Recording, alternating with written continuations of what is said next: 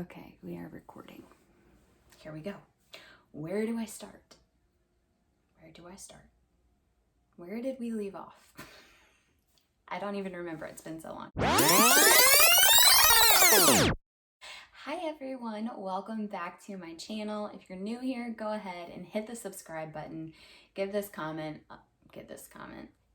video a like, leave a comment, and we're just gonna dive right in. If you've been following along for any time now, you know that my husband and I have been struggling with our journey to having a baby. We are 2.5 months of trying to conceive, and back in December, after we have gone through months and months of testing and blood work and you name it, we started our first round of Clomid in hopes of starting the IUI process, and that's kind of led us here. We've gone through 2 IUIs at this point, and we had to do 3 rounds of just timed conception, just based on the clinic being closed on the day that I ovulated, and you know, other extenuating circumstances as well. So that's kind of where things are.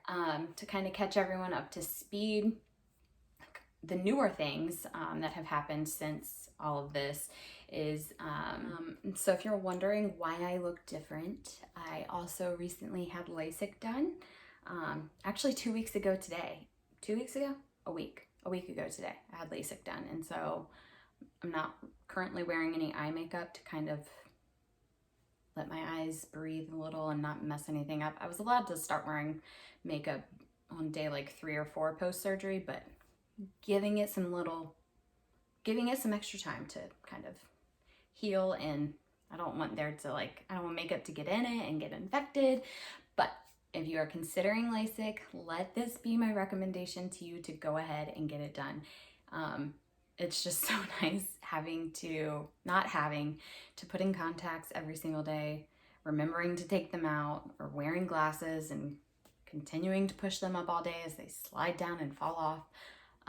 It's just made it, like, quality of life is so much better, so much better. So I'm glad that I did it. It was quick, it was painless.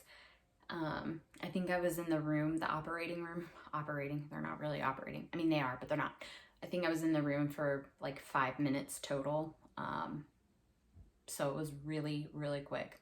The only level of discomfort I experienced was the pressure when they were starting the procedure and trying to keep my eye open. And then at the end, when they're actually correcting your vision, there's a bit of a burning smell, I guess because the laser is correcting your vision at that point. So the burning smell caught me off guard a little bit, but that was probably the worst of it. And I was immediately able to see. So thankful that I got it done. If you're considering it, do it. For the month of May, I decided to not take hormones. We still tried to conceive on our own, but we will resume IUI treatment and hormones next month for my next cycle. But I just kind of wanted to give my body a break, let my body, you know, breathe for a minute. And so I took the month off from being on hormones. And then in April, you know, our heart in all of this is just to be really open to the Lord's leading and be obedient to what He's calling us to. And so we didn't want to shut the door on any potential way of starting our family. And so back in April, we took a class through our local church regarding adoption and fostering. And so we learned a whole wealth of information on what it would look like for us to adopt, both nationally and internationally. And so, you know, that class was so helpful, and we are so appreciative for it. And it's something that we'll probably consider down the road. But, you know, since we are aging and we want not that adopted children would not be our own children, but if we want biological children, now is the time to kind of pursue that. And so we we are considering adoption somewhere down the road, possibly. We don't know. We are open to however the Lord leads in that, but we just wanted to kind of have that information for future reference and to kind of tuck it away in the meantime, but also to be open to how the Lord is leading. So we did that in April, and then kind of in conjunction with taking the month of May off of hormones and, you know, going into the clinic for an IUI procedure, just kind of thinking about it, Wyatt and I talked it over, and at this point in the process, since we are 2.5 years in, we have 2 failed IUIs, unexplained infertility, like everything is healthy with the both of us. And so at this point in the journey, I'll be 33 next week. We just feel it's best to start IVF. And so I've contacted my clinic.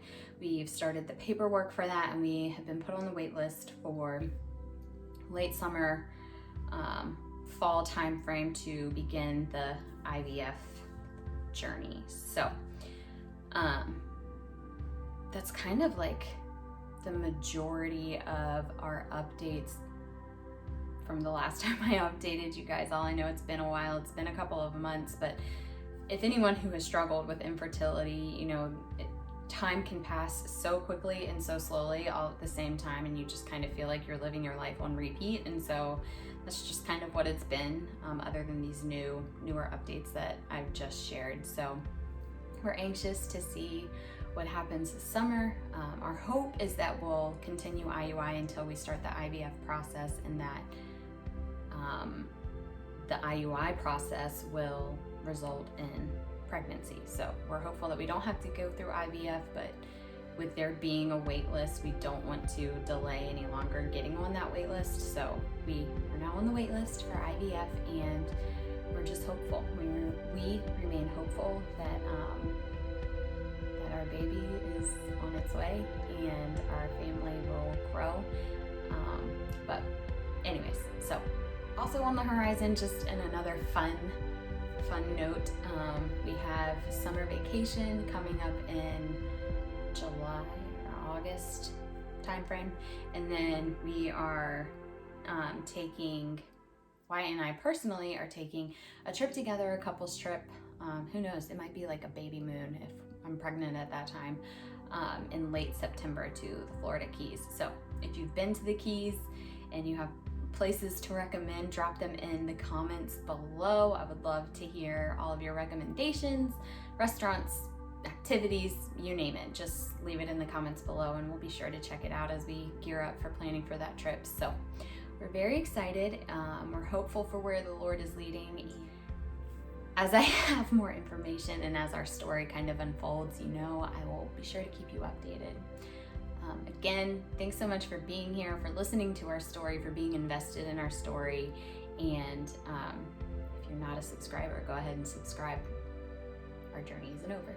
And I can't wait to share with you all that special, special day of when we are pregnant. So thanks for tuning in, and I will see you next time.